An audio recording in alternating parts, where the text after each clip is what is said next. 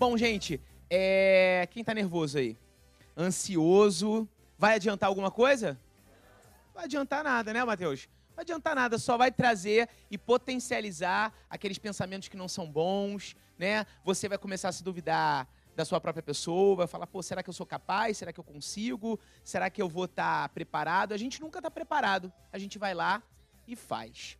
Tudo bem? Beleza? E hoje, vocês, além de terem essa aula comigo de Direito Civil, vocês também terão aula com o professor Luciano como um bônus para vocês na área do aluno, tá bom? Vocês já tiveram a reta final durante essa semana, revisaram o Direito do Consumidor comigo, na segunda-feira foi a primeira aula logo, frenética, eu não conseguia nem respirar de tanta dica que eu queria dar para vocês.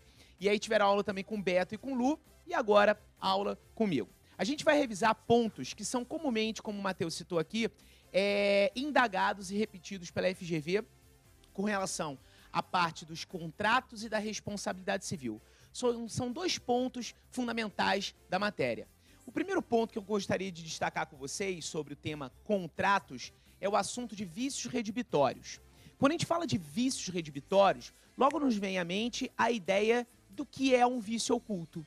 Então, o vício redibitório, que está lá no artigo 441 e seguintes do Código Civil, nada mais é do que um vício oculto. E esse vício oculto, ele somente tem aplicabilidade quando o negócio jurídico é um negócio jurídico oneroso. Então, eu não posso falar de aplicabilidade do vício redibitório se o negócio jurídico for um negócio jurídico gratuito. Mas tem uma pegadinha. O artigo 441, no seu parágrafo único, ele diz que aplicar-se-á o tema vícios redibitórios para a doação onerosa. E aí você para e pensa e fala assim, mas poxa, mas doação não é um contrato gratuito por si só, Cristiano? É um contrato gratuito. Mas existe a doação onerosa, chamada de doação modal ou com encargo, que é aquela que tem uma contraprestação. E nesse tipo de modalidade, eu posso aplicar o vício redibitório. Já vi a FGV indagando assim, olha, a ideia do vício redibitório não se aplica a qualquer espécie de doação. Isso é falso, porque se aplica às doações onerosas. Tudo bem? Então, cuidado com isso. Mas uma indagação é, você como advogado, na defesa do seu cliente, o que fazer diante de um vício redibitório? E aí a gente pensa naquelas ações que eu brinco que são as ações mais gostosas do Brasil, são as ações edilícias, ok? E é sem graça pra cacete esse negócio, mas você consegue lembrar que a ação mais gostosa do Brasil é a ação edilícia. E as ações edilícias, elas dividem-se em duas. A ação redibitória, que visa redibir, que visa extinguir, que visa resolver, ou seja, as partes retornam ao seu status quo ante, ao seu estado anterior. E eu tenho a ação estimatória. A ação estimatória, que quem lembra pode cair de outra forma na sua prova. Ela pode ser chamada de quantis minores. Então, a ação estimatória, ela poderá ser apelidada na sua prova de quantis minores. E é aquela ação em que se observa um pedido de abatimento. Então, repetindo, eu tenho a ação redibitória de um lado, tudo bem? E eu tenho a ação estimatória do outro lado. Eu não posso acumular ambas. É um concurso eletivo de ações. Ou eu proponho a redibitória, ou eu proponho a ação estimatória. A ação redibitória visa resolver, extinguir, detonar, acabar. E a ação estimatória, ou quantis minores, ela visa um pedido de abatimento. É possível acumularmos dano moral ou perdas e danos, por exemplo, com as ações edilícias? Sim. Quem diz isso é o artigo 443. É possível sim, desde que o adquirente, o cara que adquiriu, prove que o alienante conhecia o vício. É uma prova diabólica. Na teoria é muito bonito, mas na prática é a filial do inferno. Por quê? Como é que o adquirente vai conseguir provar que o alienante conhecia o vício? É muito difícil na prática. Mas para a prova, para sua prova objetiva, para sua prova de domingo, isso é lindo. É possível acumularmos o dano moral ou perdas e danos, por exemplo, com as ações edilícias? Sim, mas desde que o adquirente prove que o alienante conhecia o vício. Eu queria que vocês anotassem, para você revisar, você ainda tem hoje e amanhã para revisar, o artigo 445 do Código Civil, que nos destaca os prazos para a propositura das ações edilícias. Eu tenho lá 30 dias para bens móveis, 1 ano para bens imóveis. 30 dias para bens móveis, 1 ano para bens imóveis. Tudo bem? Agora, tem um detalhe. O artigo 445, que fala do prazo das ações edilícias, ele diz o seguinte: se a pessoa já tinha posse do bem. Por exemplo, Cris, me dá um exemplo aqui, claro, vamos lá pensar. Imagine você, qual é o seu nome? A Cris também, o Cris e a Cris aqui. Eu, Cris, sou locador, a Cris é a locatária desse apartamento. Aí eu quero vender o imóvel. Pela lei de locações, a lei 8.245, eu tenho que ofertar o direito de preferência para ela. Ela já tinha posse do bem? Sim ou não? Sim. Posse em nome alheio. Ela possuía em meu nome, alheio. Só que se ela vier adquirir esse bem, ela passará a possuir em nome próprio. Ela já tinha posse do bem? Já. Aí a lei diz assim: se a pessoa já tinha posse do bem, o prazo reduzir-se-á à metade. Então o prazo não era de 12 meses, não era de 1 ano? Ele passa a ser de quanto tempo se a pessoa já tinha posse? 6 meses. Se a pessoa tinha posse de um bem móvel, qual era o prazo mesmo? 30 dias, passará a ser um prazo de quanto tempo? 15 dias. Tudo bem, galera? Beleza? Show? Próximo tema de contratos.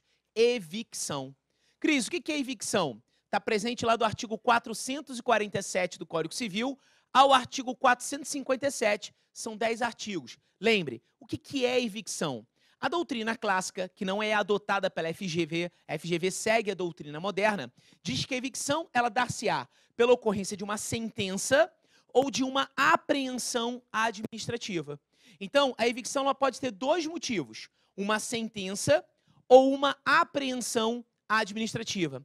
Mas, Cris, o que vem a ser evicção? Evicção é sinônimo de perda, pessoal. Você que está em casa, tá? É sinônimo de perda, evicção. Perda do bem, que, como eu disse para todos vocês, se dá por força de sentença ou apreensão administrativa. Um artigo que cai com bastante frequência é o artigo 447, que inicia a evicção. A evicção somente será aplicada aos contratos onerosos, ok? Onerosos. Pode se dar em asta pública, ok? E cuidado, se a pessoa adquiriu um bem alheio ou objeto de litígio, ela não pode demandar pela evicção. Então, por exemplo, a Cris é minha irmã. Nós não nos gostamos. Eu não gosto da minha irmã, ela não gosta de mim. E aí, eu falo para meu amigo, qual é o seu nome? Elson. Fala assim: pô, Elson, sabe aquela fazenda que eu ganhei daquele parente? Ele fala: pô, Cris, é sua fazenda mesmo? Eu falo: Elson, você não confia em mim? Você é meu amigo? Confio. E ele compra essa fazenda de mim. Só que ele sabe que eu e a Cris, eu e minha irmã, estamos discutindo esse bem na justiça. É um bem litigioso. Se o Elson comprou um bem objeto de litígio, ou se ele comprou um bem sabendo que ele é alheio, sabe aquele lance de posse? O cara fala assim: ó, eu tô há tanto tempo aqui, eu não tenho título de propriedade, mas eu tô há X anos aqui.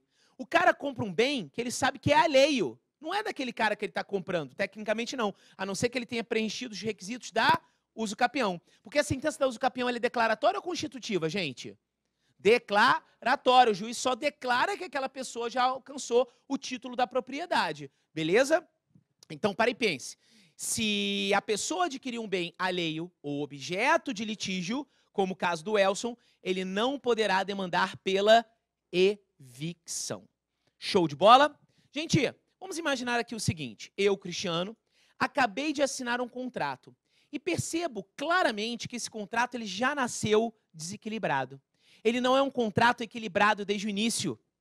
Segunda hipótese: eu, Cristiano, assinei um contrato e esse contrato ele se tornou desequilibrado. 2 motivos. O primeiro motivo é que eu observo um contrato que nasce desequilibrado e o segundo motivo, um contrato que se torna desequilibrado.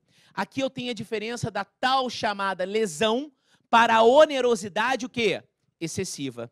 Lesão, doutores e doutoras, é uma causa concomitante à assinatura do negócio jurídico. Então, repito, lesão trata-se de uma causa concomitante. O contrato já nasce, é uma causa congênere, concomitante à assinatura do negócio jurídico. Agora, a onerosidade excessiva é diferente. A onerosidade excessiva é aquela causa que o negócio jurídico se torna desequilibrado. E aí a indagação que pode vir a cair para você na sua prova, a chamada teoria da imprevisão. Então, diante de um fato extraordinário ou imprevisível que acarrete onerosidade excessiva para uma das partes, você, com fundamento no artigo 478 do Código Civil, poderá alegar a teoria da imprevisão. Mas, Cris, qual é a diferença, então, entre lesão e onerosidade excessiva? O momento. Ambas as causas desequilibram o negócio jurídico. A lesão faz com que o contrato já nasça desequilibrado, a onerosidade excessiva faz com que um contrato se torne desequilibrado. Ok? E aí, quando você pensar, poxa, esse contrato ele nasceu equilibrado, mas por um motivo extraordinário, por um motivo imprevisível, ele se tornou desequilibrado. Ok? Por um motivo que aconteceu posterior. E aí eu vou alegar e vou buscar quem? A onerosidade excessiva. Bom, vocês aqui que estão comigo presencialmente, você que está conosco aqui online, prazer estar com todos vocês online. Lembrando que hoje eu já prometi isso lá na reta final e cumpri. Vocês deram um print? Eu fiz lá os artigos que mais caem com repetição no tema direito do consumidor e os artigos que mais caem também no direito civil. Eu vou postar novamente hoje, depois da minha aula agora, tá? Eu vou postar lá no meu stories no Instagram. Ah, mas eu não tenho Instagram, Cristiano, o problema é seu, ok? Se você não tem Instagram, o problema é seu. Então abra agora, entre no seu amigo, faça o seguinte. Não, pô, meu namorado briga comigo, minha namorada também. Bom, o problema é seu de novo. Bom, então assim você lá no seu Instagram, lá você vai procurar lá, @CristianoSobral, tá lá? @CristianoSobral, aproveita para seguir, já pega as dicas lá, tá? Já pega as dicas lá e eu vou postar, assim que terminar a aula, o rol dos artigos de consumidor e o rol dos artigos de direito. Vocês podem ver depois da prova. Vai que tem algum artigo lá que caiu e você fala assim, vou dar uma olhadinha, só para mais me maltratar, né? Acontece isso, né? Quem faz isso normalmente, né? Já viu aquele lance que você tá fazendo a prova, marca D, aí você olha para o lado, o cara marcou C. Aí você não confia em você. Né? Você vê um cara com a cara do Matheus, de óculos, é melhor ele do que eu, não é não? Melhor ele do que eu. Então eu vou colar do cara. E você estava certo e o cara estava errado. Né? O cara estava errado. E primeiro, para começar, a prova já é diferente, não é? Tem um lance da prova diferente. Uma vez eu fui fazer prova, eu já estava aula, né? Aí uma aluna minha me viu entrando na prova. Cara, ela abriu um sorriso. Ela falou assim, se viu, eu garanti. Né? Só que a prova era tipo assim, A, B, C. E eu estava com a prova B, ela estava com a prova C. E ela começou a me bicar a minha cadeira. Professor, passa as questões, passa as questões. Falei, mas é diferente o número. Ela, não importa, passa a questão. Passa a questão. Tipo, era quase um assalto o negócio, né?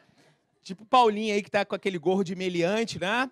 E, poxa, gente, é agora relaxar realmente nessa reta final, aproveitar hoje as dicas, curtir hoje o dia, amanhã acordar com calma, dar uma revisada, que vale a pena sempre dar aquela revisada final, principalmente na matéria de Paulinho Machado, do meu irmão, que é a matéria realmente que dá aquele up na prova, né? E direito do consumidor, que são as duas questões que, normalmente, moleza. Matheus estava até falando comigo assim, Cris, às vezes eu não sabia a questão, mas só pelo fato de eu ter a defesa do consumidor, eu acabava já acertando a questão. Não é? Então, assim, vai pelo bom senso também. Se você não sabe a lei puramente, pô, vão pelo bom senso, né?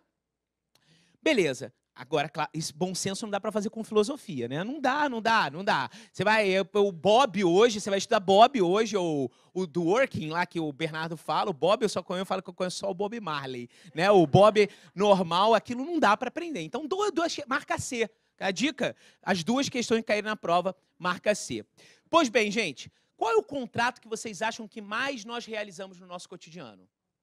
Compra e venda. E compra e venda é o contrato que logo abre a porteira no direito civil. Deixa eu dizer uma coisa para vocês. O contrato de compra e venda é um contrato consensual. Ele se forma pelo acordo de vontades. Cris, então, por exemplo, vamos imaginar, vamos simular que esse celular aqui seja um cartão de crédito. Eu cheguei para o Elson, que é vendedor da loja Casas Bahia. Tudo bem, seu Elson, eu quero levar aquela geladeira ali, ó. Toma aqui meu cartão de crédito. Pode parcelar em 10 vezes. Foi autorizado. Eu me tornei dono desse bem, Welson? Foi autorizado meu cartão de crédito. Eu me tornei dono desse bem, Cris? E aí? Sim, porque foi autorizado no meu cartão de crédito? Sim ou não? Sim ou não? Não. Sim? Sim? Sim ou não? Sim? Não? Pô, Cris, eu não sei porra nenhuma. É sim, pronto. Né? Não interessa. Olha só, é não. Por que é não? Porque a propriedade ela só se transfere com a tradição ou com o registro.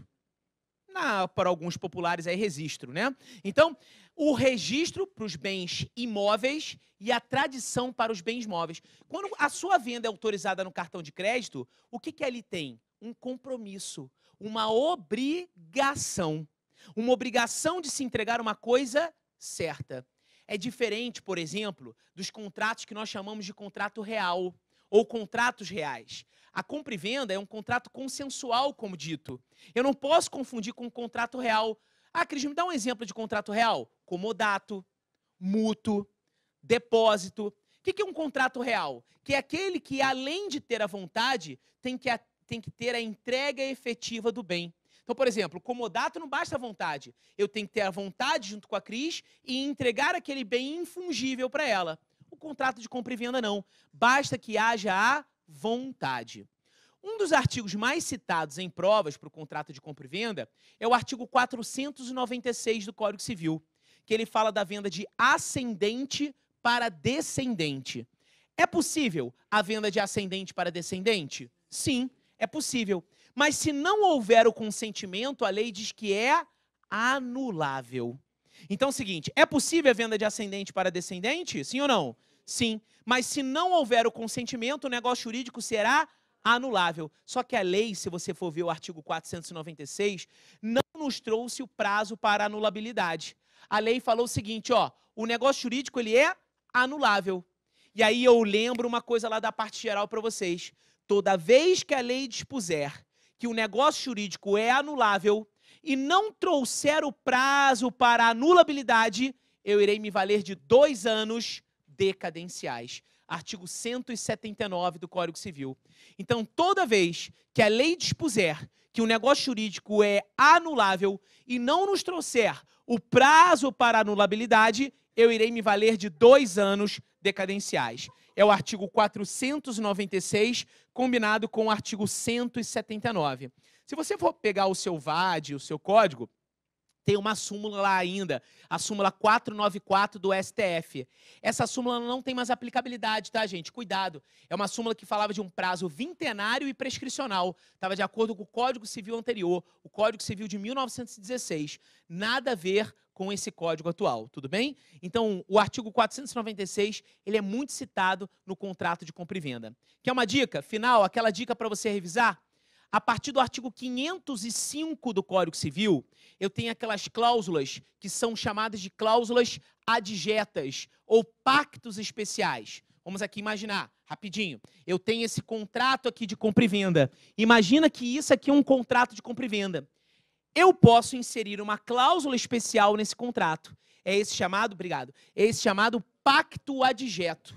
Então, o pacto adjeto ou a cláusula especial é algo acessório ao contrato principal. O que pode vir a cair na sua prova? A cláusula de retrovenda, a cláusula de preferência ou a cláusula com reserva de domínio.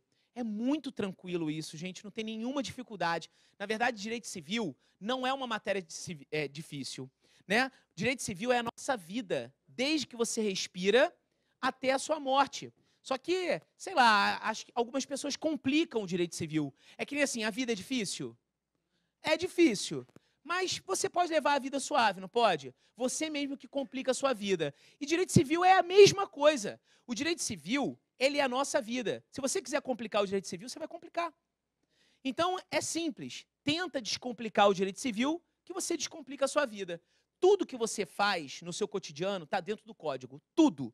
Tudo. Os contratos que você realiza, a responsabilidade civil ali do cara que te causou um dano, a sua morte quando você abre o processo sucessório, um caso de família quando você, por exemplo, vai tratar o seu divórcio. Não sei. Pode acontecer milhões de coisas. Tudo bem? Então, olha só. Pode cair retrovenda, pode cair preferência e pode cair cláusula com reserva de domínio. Cuidado. A retrovenda ela só se aplica para os bens imóveis. A FGV faz direto assim. Aplicar-se-á a retrovenda tanto para bens móveis quanto para bens imóveis. Falso. O artigo 505 deixa bem claro. O prazo para a retrovenda de bens imóveis, sublinha lá se você tiver com a lei na mão, imóveis é um prazo de 3 anos, por exemplo. Ah, na cláusula de preferência, ou como a lei diz, prelação ou preempção, você tem lá, por exemplo, que pode ser aplicado tanto para os bens móveis, quanto para os bens o quê? Imóveis. E a lei te dá o prazo lá de 180 dias e de 2 anos. E a cláusula com reserva de domínio, ou seja, eu vendo o bem para Cris, mas eu reservo o domínio da coisa, ok? Ela, pela lei, aplicar-se-á para os bens móveis, ok? Então, esses são detalhes em provas de múltipla escolha. O Matheus estava falando aqui uma coisa, e quem é meu aluno no online sabe que eu falo isso, né? Prova é que nem beijo na boca. Se você fechar os seus olhos nesse momento agora e lembrar do seu primeiro beijo na boca na vida, qual é o seu sentimento? Qual o seu sentimento? Qual o seu nome? Maria, nome da minha filha, né? Qual o seu sentimento do seu primeiro beijo na boca, Maria? Terrível, foi muito bom. Ela prefere não falar, né? Então, gente, prova é igualzinha a beijo na boca. Se eu perguntar hoje para Maria, falar assim, Maria, como é seu beijo hoje? Cristiano, eu sou uma profissional do beijo, né? Eu já beijei tanto na boca, sei lá, do meu marido, do meu peguete, ou sei lá, curti uns carnavais e amplifiquei o meu estudo, né? E aí, o que acontece? Às vezes você vai num carnaval fora de época, você potencializa seu beijo na boca, cara. Você pode pegar algumas coisas também erradas na boca, um sapinho, alguma coisa assim, mas você melhora, você tem níveis de melhora. É a mesma coisa do que a situação da prova. Quanto mais prova você faz, melhor você fica. Não adianta você saber, por exemplo, quanto tem uma maratona. Você sabe, Elson? 42 quilômetros. Você sabe. E aí, Cristiano, eu vou correr a maratona lá do Rio de Janeiro. Beleza, quantas vezes você correu 42 quilômetros? Nunca, no máximo 10. Ele fala assim pra mim, no máximo 10, nunca corri. E você acha que você vai completar a prova? Ah, Cristiano, eu vou lá e faço. Não é assim. Prova é uma questão de domínio psicológico. Prova é uma questão de domínio físico. Quantas vezes você já foi vencido nesse período de estudos porque o seu corpo já estava reclamando para você? Fala, pô, a tua cabeça começa a falar, deixa para amanhã, né? Dá para estudar amanhã você estuda o dobro. Aí você não estuda nem o que você estudou no dia seguinte. Porque é a cabeça. Então, gente, treinamento. Eu sei que estou na véspera de prova. Agora, é uma questão que a gente não consegue mais treinar. Mas coloquem tudo na vida de vocês, com muito treinamento, você fica muito melhor. Você ganha experiência, você ganha tempo de prova, você tem uma noção do que pode vir a cair. As bancas, elas se repetem, ok? Um tema muito comum é o tema da responsabilidade civil, principalmente na responsabilidade civil pelo fato de outrem, que é a regra presente no artigo 932 do Código Civil. Vamos imaginar. O artigo 932 do Código Civil, ele nos traz 5 incisos. São 5 incisos muito importantes para a sua prova. Ele fala da responsabilidade civil dos pais, do tutor, do curador, do empregador ou comitente, que é aquele que paga a comissão, e poderia cair uma questão interdisciplinar, por exemplo, de direito do trabalho com direito civil. Porque a responsabilidade civil do empregador pelo Código Civil é uma responsabilidade objetiva, independente da existência de culpa. Ele fala da responsabilidade do hóspede, do hotel, da hospedaria, ok? Ele fala da responsabilidade civil daqueles que oferem produtos advindos do crime. Então vamos imaginar, eu estou hospedado aqui, ali na rua Adoc Lobo, quase em frente ali à padaria, e eu estou saindo do hotel, do meu quarto do hotel com a minha mala andando, vem um cara e me dá um tapa na cara. De quem é a responsabilidade civil? Do cara ou do hotel? Do hotel. O hotel responde pelo ato do hóspede. Vamos imaginar, minha filha Maricota, aquela delícia de criança, estava saindo lá da minha esposa, imagina aquela cena, bruf, saiu. E ela mandou um giraia na cara do obstetra. Ele falou, como ela quebrou meu nariz? Ela só tinha segundos de vida. Quem responde pelo ato praticado pela minha filha? Eu e minha esposa, tudo bem? Eu e minha esposa respondemos pelo ato praticado pela Maria. Agora, só uma dúvida. Será que a Maria pode responder civilmente? O incapaz, ele pode responder civilmente? Se você pensar com o coração, você vai errar essa porra. Então, pare e pensa. Pare de ficar pensando com o coração. Pensa conforme a lei diz. O incapaz responde civilmente? Sim ou não? Agora vocês já estão falando sim. E por que sim? Só porque eu falei que era sim? Não, pode ser não. E aí? É sim ou não? Sim, beleza. Que incapaz? Absoluto ou relativo? Por quê? Você agora é Clóvis de Bevilacqua? Gente, a lei fala assim, o incapaz responde civilmente. Ele te disse qual o incapaz? Não cabe então você ficar interpretando. Então, tanto é o incapaz absoluto, como o incapaz o quê? Relativo. Hoje eu absorvi Matheus Carvalho de manhã, né? Tô bem grosso mesmo aqui, né? Então, responsabilidade civil do incapaz. Tanto pode ser o incapaz absoluto, como incapaz relativo. Então, a Maria responde civilmente, sim ou não, com 15 segundos de vida. Se ela tiver patrimônio para isso, ela responde. Ou se eu, por exemplo, tiver um filho com 17 anos de idade, que é um relativamente incapaz por um critério etário, e ele é aquele garoto que briga com todo mundo, ele vai para uma matinê, ele quebra a boate inteira, ele taca... Então, porque eu sou duro e Renato é rico. Quem responde é Renato, né? Já garanti logo, pelo menos as pessoas que forem acidentadas por Maria, quem responde é Renato Saraiva, né? Beleza. Então, pare e pense. Quando eu estava falando daquele menino que brigava na noitada, na matinê dele, ele tem 17 anos, um relativamente incapaz, ele responde civilmente também. Então, a lei nos disse assim, olha, o incapaz poderá responder civilmente, só que a regra do Código Civil é que ele responda de forma subsidiária. Só tem uma exceção. Uma exceção muito importante, a emancipação voluntária. Muitos pais estavam emancipando os filhos para correr das indenizações. Putz, vou me livrar daquele problema, chegou aos 16 anos de idade, vou emancipar essa criança. Ok? E aí, no momento da emancipação voluntária, a doutrina, isso não está na lei, isso é uma questão doutrinária e jurisprudencial, diz que há uma responsabilidade civil solidária. Só no caso de emancipação voluntária. Gente, se for emancipação judicial ou se for emancipação legal, responde ao próprio emancipado. Quem responde é o próprio emancipado. Por exemplo, Matheus, aos 17 anos de idade, por exemplo, colou o grau em ensino superior. Não foi, Matheus? Antes, né? Bem antes. Ou não? Aos 18, ensino superior. Beleza. Então, 18 ele já tinha a maioridade civil. Ah, tudo bem, alcançou a maioridade civil. Mas a lei nos traz as hipóteses de emancipação legal. Casamento. Casamento quanto tempo, gente? Qual a idade? 16 anos, né? Casamento, colação de grau, ensino superior, economia própria, estabelecimento empresarial com economia própria, desde que tenha 16 anos.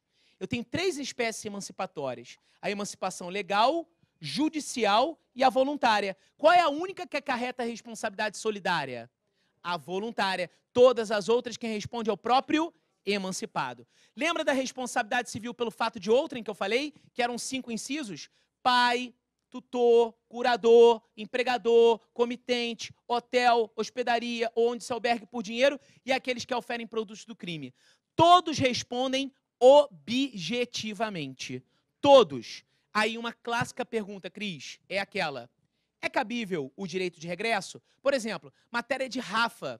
O Rafa Tonassi que vai entrar com vocês, que domina o direito de trabalho. Se eu sou dono de uma loja e o meu empregado chega e dá um tapa na cara do cliente, a responsabilidade civil é do empregador, não é isso? Mas o empregador pode buscar um regresso contra o empregado? Sim, só que aí a responsabilidade civil não será independente de culpa. Ela depende da comprovação de culpa, é uma responsabilidade civil de ordem subjetiva. Então, o artigo 934 do Código Civil, ele diz assim: aquele que indenizar um fato de outrem terá direito de reaver o que houver pago. O que é isso? Direito de regresso. Só que a lei coloca uma vírgula, salvo se o causador do dano for descendente seu, absolutamente ou relativamente incapaz. A única hipótese que não cabe direito de regresso, gente, é dos pais em face dos filhos.